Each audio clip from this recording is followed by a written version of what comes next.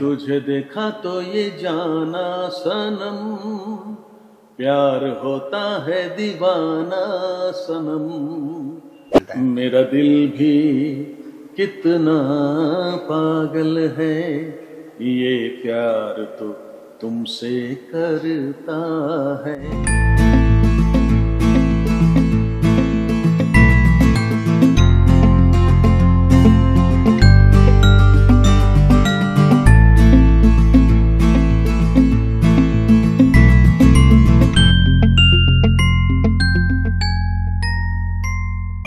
नमस्कार दोस्तों, स्वागत है आप सभी का नवभारत की इस खास बातचीत में। आज हमारे साथ भारतीय संगीत जगत की एक ऐसी शख्सियत मौजूद है जो किसी इंट्रोडक्शन की मोहताज ही नहीं है। इन्होंने न सिर्फ भारत में बल्कि विश्व में अपने संगीत से लोगों को अपना मुरीद बनाया। हम बात कर रहे हैं कुमार सानू की। सर बहुत बहुत स्वागत है आपसे आपका नवभारत पर। कैसे हैं सर आप? बस अच्छा हूँ, बहुत अच्छा हूँ जी सर। मेरा पहला सवाल आपसे जो यही है कि इंडस्ट्री में 40 साल हो गए लगभग आपको जी। आज जब आप पीछे पलट कर देखते हैं अपनी इस जर्नी को, किस तरह से आपका सफर रहा है? बड़े उतार चढ़ाव देखे आपने हर आर्टिस्ट के जीवन में। वो तो हर सिंगर को ही होना चाहिए। कोई भी आर्टिस्ट हो, उसका एक स्ट्रगल पीरियड होता है, एक उतार चढ़ाव होता है। हमारा भी हुआ ऐसा। हमने भी बहुत सारा चीज़ देखा, उतार चढ़ाव भी देखा। बट ठीक है, ये हर सिंगर का ही होता है, ऐसा कोई बड़ी बात नहीं है। सर कहते हैं कि हर आर्टिस्ट के जीवन में जब वो सोचता है कि मुझे इस फील्ड को चुनना है, तो कहीं ना कहीं उसे भी हर तरह के संघर्ष को ये करना पड़ता है, सामना करना पड़ता है। हम अगर पूछें, क्या बचपन से ही ये एक कहीं ना कहीं था? आपके पिता भी वोकलिस्ट थे, तो कहीं भी बचपन से ये था कि हाँ मुझे आगे चल करके सिंगर तो बनना है? हाँ, क्योंकि म्यूजिकल फैमिली में पैदा होने के नाते हमने शुरुआत तबले से कर दिया था। तबला बजाया करते थे। फिर बाद में गाने का एक मौका आया तो उसमें गाना गाया, तो फिर लोगों ने तारीफ किया। फिर ऐसा लगा कि गाना गाना ही है। तो ये मेरा वो 1979 करेक्ट, उस समय मैंने गाना गाने का ठान लिया था कि मैं गाना गाऊंगा। सर कहते हैं ना कि इंडस्ट्री में सर्वाइव करना आसान नहीं है, खास करके हमारी हिंदी फिल्म इंडस्ट्री अगर बात करें तो ये कहते हैं कि you also need to have that thick skin to survive here. Do you feel that you are blessed somewhere? Because talent तो आपका साथ था ही, लेकिन साथ ही साथ में आपको बहुत ऐसे इंडस्ट्री के ब्लेसिंग छोड़ के तो कोई आर्टिस्ट नहीं बन सकता। ऊपर वाले का ब्लेसिंग होगा तो आर्टिस्ट बन सकता है। करेक्ट। ये तो सिंपल सी बात है। एंड सबसे बड़ी बात है कि आप क्या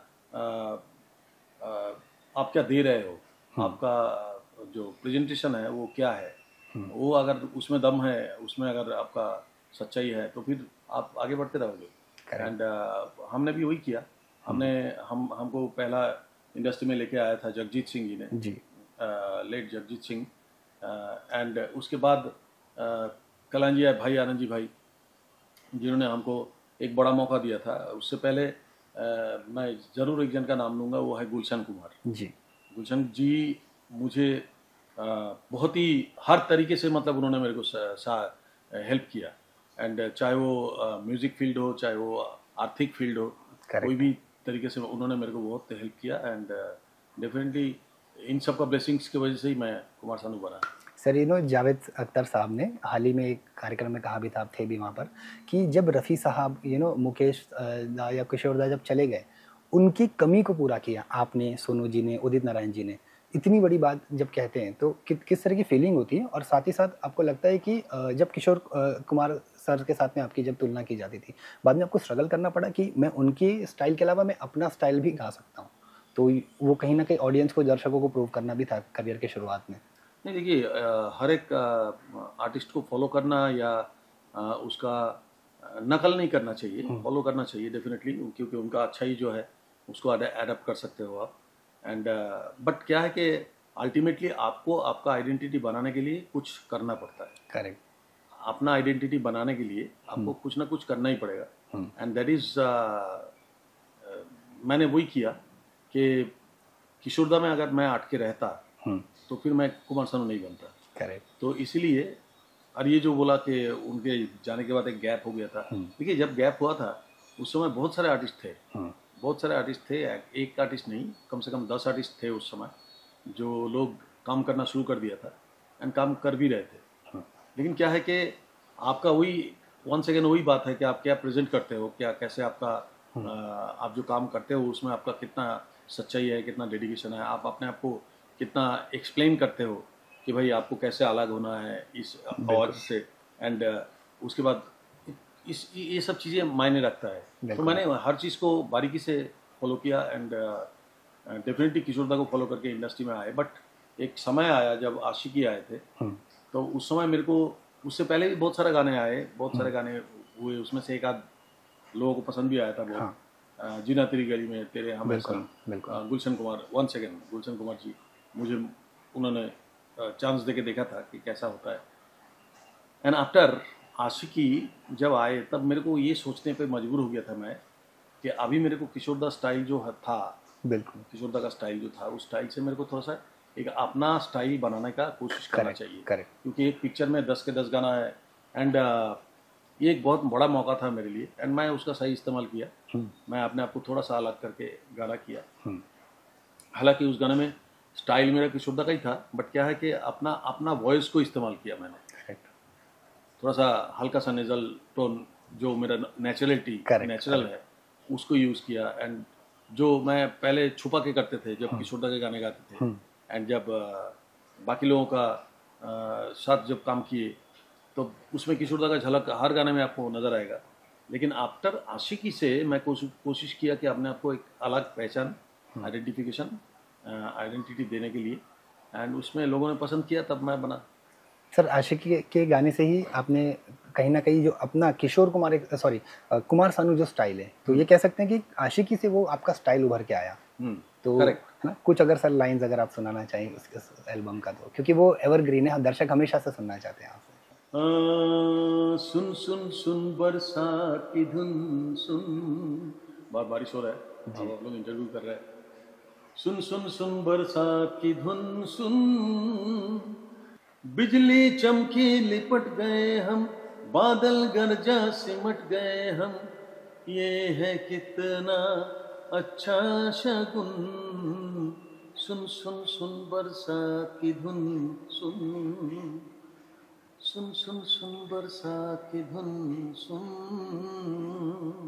बहुत खूबसूरत सर, बहुत खूबसूरत सर। आज के बॉलीवुड म्यूजिक की अगर हम बात करते हैं, आपको लगता है कि कहीं ना कहीं इंडस्ट्री ने संगीत के मामले में अपना एसेंस थोड़ा खो दिया है? क्योंकि जो 90s के गाने थे हम आज भी देखते हैं, वो आज भी रेडियो पर, हर भी कहीं दुकान पर, छोटी सी बड़ी ऑटो में या हर जगह वो बजते हैं आज भी। बट आज के जो म्यूजिक हम देख रहे हैं ना सर, उनमें वो कहीं ना कहीं वो लैग करता है सोल। आज की जो म्यूजिक है, आज की म्यूजिक स्टे नहीं करता, कुछ समय के लिए आता है, कुछ समय के लिए हल्ला मचाते हैं, बहुत मतलब सक्सेस भी होता है, बट वो टाइमिंग है। मतलब उस 2 हफ्ता बाद और एक गाना आता है तो फिर उसको भुला के उस गाने पे चले जाते हैं। बिल्कुल। ये स्टेबिलिटी इसमें है नहीं। आज के जो सिंगिंग है, आज के जो गाने बन रहे हैं, आज की जो लिरिक्स है, तो हम लोगों ने, हम बहुत लकी हैं कि हमको प्रॉपर लिरिक्स मिला एंड प्रॉपर कंपोजिशंस मिला एंड सिचुएशंस भी ऐसा मिले कि एक स्टोरी वाला पिक्चर हो जिसमें गाने हो। तो ये टोटल सिचुएशन के ऊपर डिपेंड करता है। आजकल जो हो गया टेक्नोलॉजी के ऊपर डिपेंडेबल बहुत ज़्यादा हो गया। उस समय हम लोग टेक्नोलॉजी पे डिपेंड नहीं करते थे, अपने कला के ऊपर डिपेंड करते थे। करेक्ट। एंड हमने, जैसे कि हमको मालूम है कि ये ऑटो ट्यून वगैरह, पिचिंग, ये मेलोडाइन, ये सब चीज़ें उस समय हम लोग सुना भी नहीं था। देखना तो दूर की बात है, कभी सुना भी नहीं था कानों में, ऐसा होता भी है। करेक्ट। तो हम लोगों ने जो गाना गाया, जो कुछ भी किया, दैट इज में कहीं ना कहीं ओरिजिनलिटी एंड जो रियलिटी उसमें था। बिल्कुल।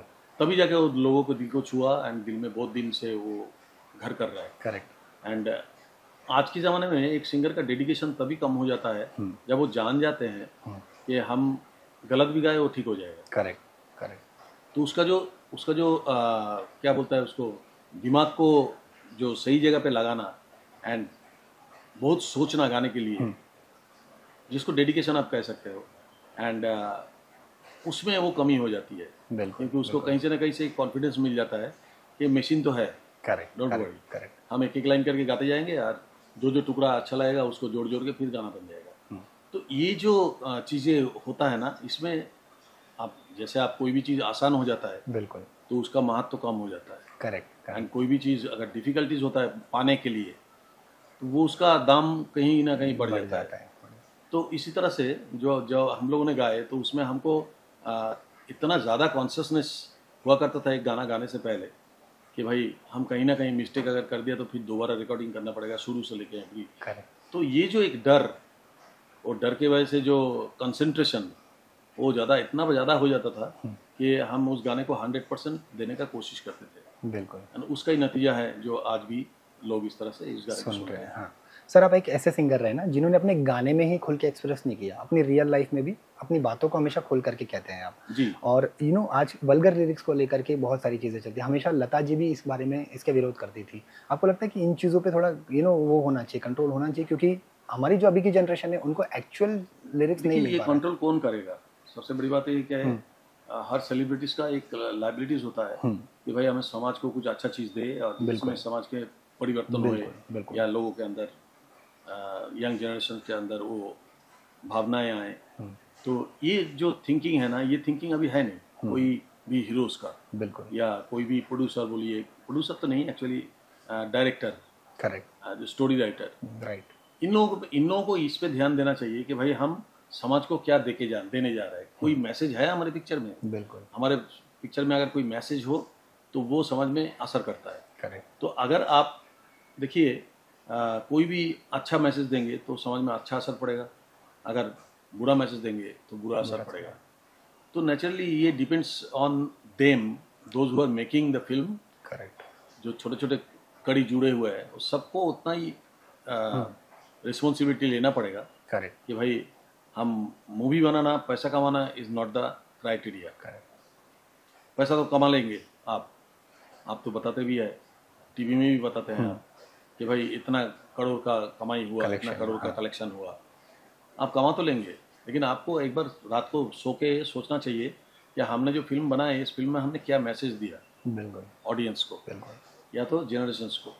तो ये रिस्पॉन्सिबिलिटीज जितना दिन तक ये लोग नहीं समझेंगे तब तक वो अच्छा चीज़ निकल के आना बड़ा मुश्किल है। सर 66 की एज में भी आपकी जो आवाज़ है ना, उसका रेंज हमको लगता है कि वो बढ़ते ही जा रहा है कहीं ना कहीं। मतलब जिस तरह से आप गाते हैं वो बहुत मुश्किल होता है किसी भी सिंगर के लिए, किसी भी आर्टिस्ट के लिए अपनी आवाज़ पे पकड़ बनाए रखना। लता जी भी इस बारे में अक्सर कहती थी। तो आज आप भी बहुत आप भी अभी रियाज करते हैं? और रियाज से भी बड़ी चीज़ है, बहुत सारी चीज़ें। आपका लाइफस्टाइल जो है उसमें आप कहीं ना कहीं जब स्टार वाला लाइफस्टाइल एडप्ट कर लेंगे तो उसमें आपको कम से कम इस क्षेत्र में, हमारा जो म्यूजिक फील्ड है इसमें, वो स्टाइल जब आप पकड़ लेंगे ना तब आपका प्रॉब्लम्स शुरू हो जाएगा। एंड आई थिंक कि हम लोग बहुत सिंपल लाइफ लीड करते हैं, बट अचीवमेंट बहुत है हमारे लाइफ में, इसलिए लोग हमें सलाम भी करते हैं, प्रणाम भी करते हैं। आई थिंक उस पर ध्यान देना चाहिए कि भाई ना कि हमारा लाइफस्टाइल में हम कौन सा गाड़ी लेके निकल रहे हैं या कितने साथ में लोग हैं, हमारे सिक्योरिटी कितने, जरूरत नहीं है ना। आपको सिक्योरिटी किस बात की जरूरत है? बिल्कुल, जब आप लोगों के दिल में बसते हो, दिल में बैठते हो, तो आपको सिक्योरिटी किस बात की जरूरत है? करेक्ट, सबसे बड़ी बात। तो ये सब जो फेक चीज है ना, जो इस पे लोग उलझ जाते हैं, बिल्कुल, वो उसमें ध्यान ज्यादा देते हैं सिवाय हमारे जो क्षेत्र है ये कला के बारे में। करेक्ट। तो ये प्रॉब्लम्स जो है, इस प्रॉब्लम की वजह से ही जो हम लोग जो सिंपल लाइफ लीड करते हैं उसकी वजह से, जैसे मैं दारू नहीं पीता, मैं सिगरेट नहीं पीता, मैं टाइमली सुबह उठ के एक्सरसाइज करता, फिर थोड़ा बहुत रियाज करता, फिर उसके बाद टाइम टू टाइम खाना, शाम को टाइम टू टाइम खाना खा के उसके बाद कुछ नहीं खाते, नेक्स्ट डे मॉर्निंग उठ के ठीक। तो इस तरह से अगर हम लाइफ लीड करते हैं तो फिर I think age not at all the matter. Correct, age is nothing.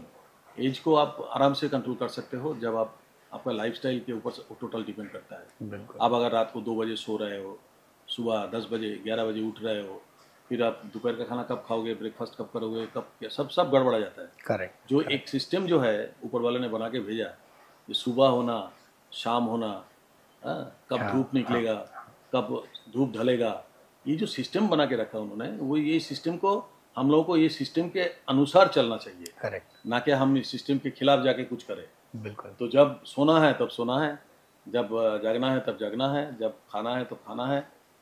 जो सिस्टम उन्होंने बना के दिया उस सिस्टम को अगर फॉलो करेंगे, I think age is not the matter.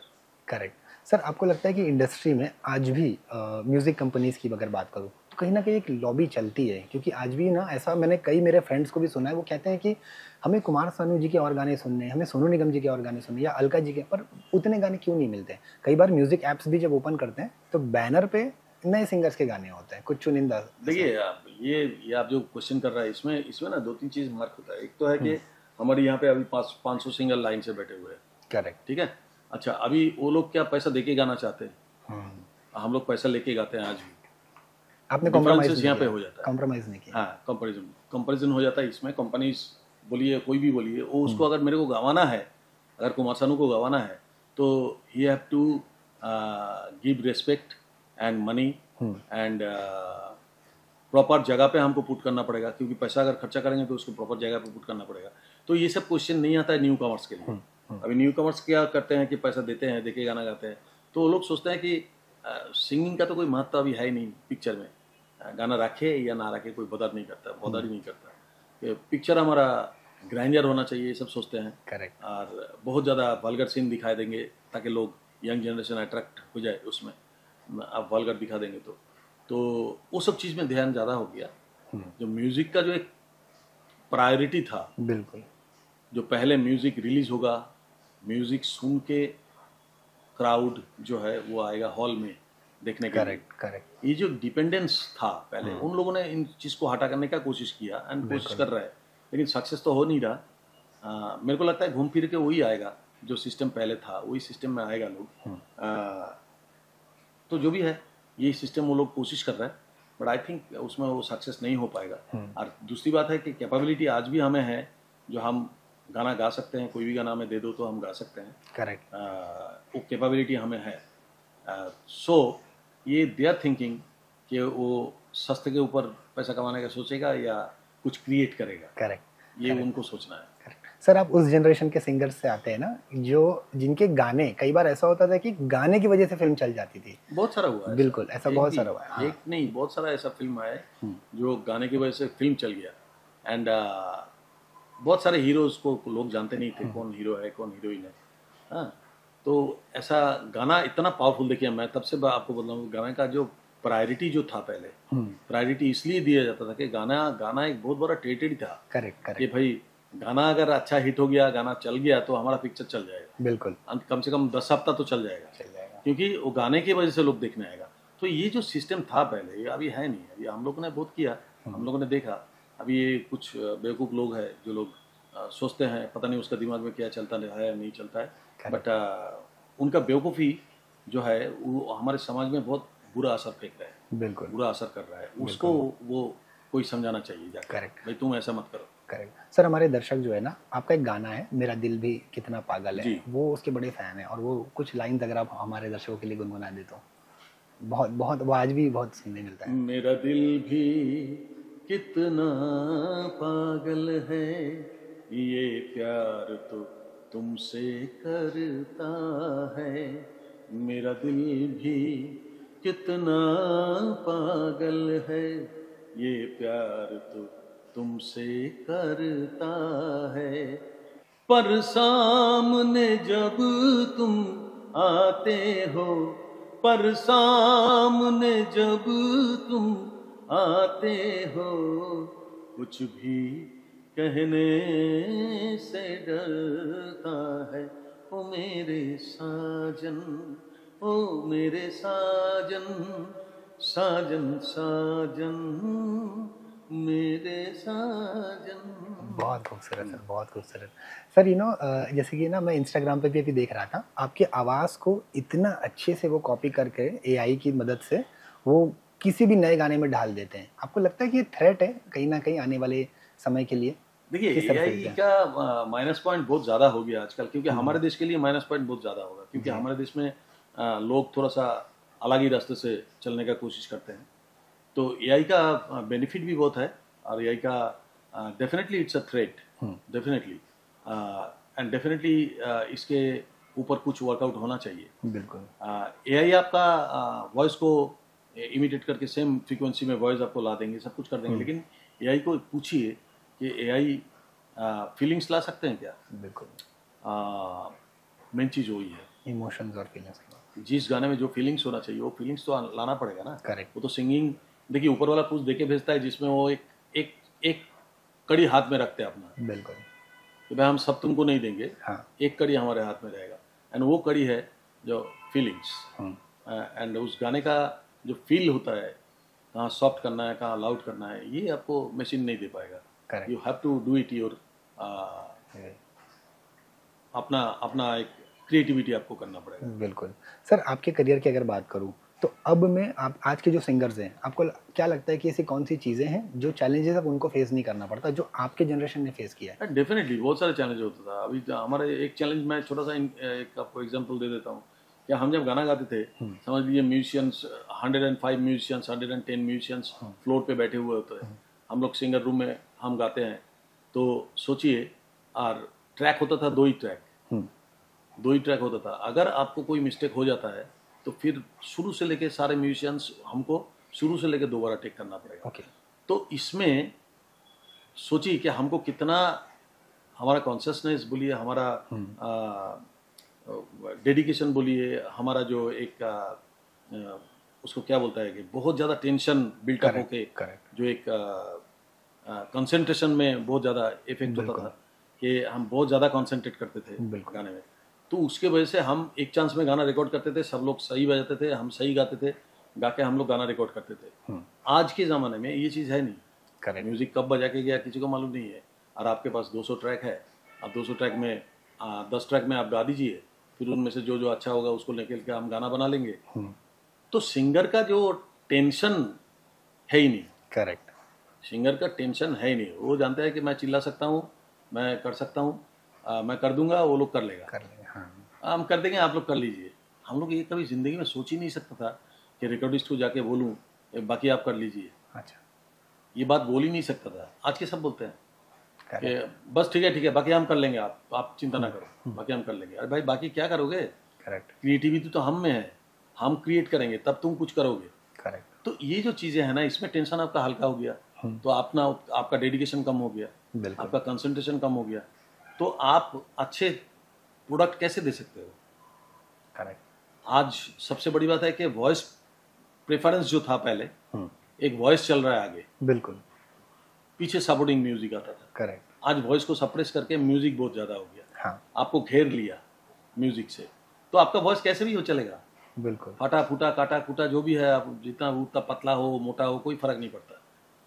तो these are the things are going on. तो जो भी अभी इसमें करेक्ट। सर आपने कहा भी था अपने एक इंटरव्यू में कि पहले के जो सिंगर्स थे ना, तो उनको थोड़ा कम पे किया जाता था और साथ ही साथ में कई बार क्रेडिट नहीं दिया जाता था उनको। कई बार तो मतलब अपना नाम लगा देते थे और सिंगर्स को ड्यू क्रेडिट नहीं मिलता था। शुरू में एक ऐसा था कि सिंगर्स को क्रेडिट कम मिलता था, क्योंकि रवि साहब, किशोर दा को लोगों ने कितना देखा नहीं। अभी तो सिंगर्स को बहुत देखते हैं लोग, क्योंकि because of social media and everything. तो उस समय क्रेडिट नहीं दिया जाता था, ऐसा नहीं बोल सकते। हम लोग को नाम कहीं ना कहीं देते थे वो लोग। फिर बाद में शायद एसोसिएशन वगैरह वो लोग थोड़ा रिक्वेस्ट करके शायद ये कुछ नियम बनाया था कि भाई सिंगर का भी नाम प्रॉपर दिखाना पड़ेगा, एंड ये सब आया। फिर बाद में वो शुरू हो गया था। फिर पेमेंट की बात आई। पेमेंट देखिए, जिस समय जैसा चलता था उस समय ऐसा पेमेंट मिलता था। बिल्कुल, इसमें ये ज़रूरी नहीं कि हम 15 लाख लेंगे या 20 लाख लेंगे तो ही हम अच्छा गाएंगे, ऐसा तो है नहीं। बिल्कुल, आप जैसा गाते हो वैसे ही गाओगे। करेक्ट, आप क्या गले से जो निकलता है आप वही गाओगे। बिल्कुल। तो पैसा बढ़ाने का या पैसा मांगने का आपका किस बात से हक बनता है, मेरे को ये समझ में नहीं आता है। Because of your life style, because of your surroundings, because of your approach, correct, you can say. तो इसके वजह से आप पैसा मांगते हो कि नहीं भाई मेरे को तो चाहिए, क्योंकि मैं सोशल मीडिया के थ्रू मैंने अपना 10 मिलियन ये कर लिया, तो मेरे को तो इतना पैसा देना पड़ेगा। अरे तू 10 मिलियन किया, that is not organic. Correct, that is not organic. You have done something wrong, जिसकी वजह से आपका 200 मिलियन 500 मिलियन आप फॉलोअर बना सकते हो। इसके वजह से आप अच्छा गा नहीं सकते। करेक्ट। ये 500 मिलियन आपका फॉलोअर है बोल के ये प्रूव नहीं होता कि you are a good singer. बिल्कुल, बिल्कुल। आप जब अच्छा गाना गा के दिखाओगे लोगों को, तब हम मानेंगे कि भाई तुम एक अच्छा सिंगर हो। तो अल्टीमेटली वो सब धरा के धरा रह जाता है, सिंगिंग ही मेन हो जाता है। कि आपके सिंगिंग के ऊपर डिपेंड करता है कि who are you. Correct. Sir कोई ऐसा गाना है अपने करियर में जो आपने देखा, आपको लगा कि काश ये गाना मुझे मिलता है, ये गाना मुझे गाना? बहुत सारा है, एक नहीं कोई है, अगर बहुत सारा है। एक गाना बोलने से कोई मतलब ही नहीं है। ऐसा बहुत सारे गाने हैं जब मैं टूर पे चले जाते थे, उस समय मेरी जगह पे किसी और को गवा देते थे, एंड आके जब मैं सुनता हूँ कि वो गाना मेरा था और मेरे को मेरा नहीं अवेलेबिलिटी नहीं था बोल के वो गाना दूसरे किसी से गवा दिया, तो ऐसे बहुत सारे गाने हैं। तो वो सुन के दुख करने का मैं ये समझता हूँ कि भाई जो मेरे नसीब में लिखा हुआ है वही मुझे मिलेगा, बिल्कुल। जो मेरे नसीब में नहीं है वो कोई मेरे को दे नहीं सकता। तो वो मेरा नसीब में था नहीं, इसलिए वो हमें नहीं मिला, दूसरे को मिल गया। आपकी लाइफ में कोई ऐसा रिग्रेट है जो रह गया है? जैसे एक रिग्रेट तो था, आपने बताया था कि किशोर कुमार साहब से आप मिल नहीं पाए थे कहीं। हाँ, यही एक रिग्रेट मेरे लाइफ में रह गया कि किशोर दा से मैं मिल नहीं पाया लाइवली, क्योंकि किशोर दा को फॉलो करके मैं आया था। मैंने सुना था वो भी हमसे मिलना चाहते थे। करेक्ट। उनका सेक्रेटरी ने बताया था, अब्दुल जी ने। बट ये एक रिग्रेट जिंदगी भर रह जाएगा। करेक्ट। क्योंकि मरते दम तक, क्योंकि जिनको मैं अपना भगवान मानता हूँ, जिनको हम नहीं, खाली हम नहीं, हमारे पूरा देश, पूरा पृथ्वी इनको भगवान मानते हैं। मोहम्मद रफ़ी साहब, मुकेश जी, किशोर दा, लता जी, आशा जी, ये लोग एक्चुअली भगवान है। करेक्ट। तो इनको मिलना ना मिल पाना एक रिग्रेटनेस तो डेफिनेटली।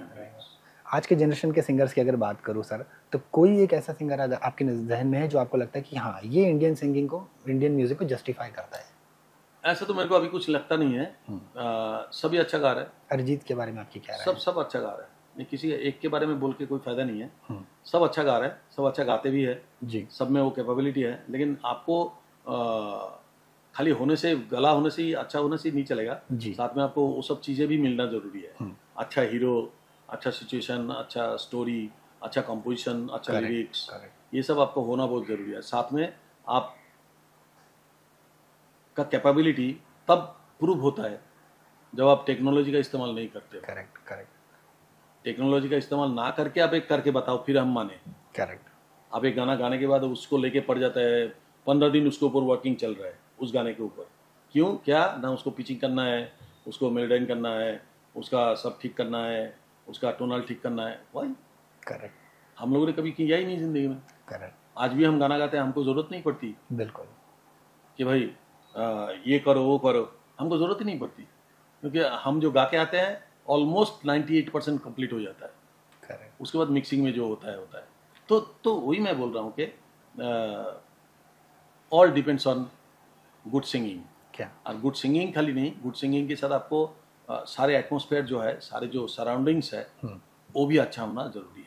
Correct sir. आप एस्पायरिंग सिंगर्स के लिए एक इंस्टीट्यूशन है कहीं ना कहीं, वो आपको बहुत सुनते हैं, बहुत ऑब्जर्व करते हैं आपको, उन्हें कुछ टिप्स देना चाहेंगे आप? क्या कोई ऐसा मैसेज देना चाहेंगे कि इस तरह से काम करेंगे तो आप जेन्युइन काम कर पाएंगे?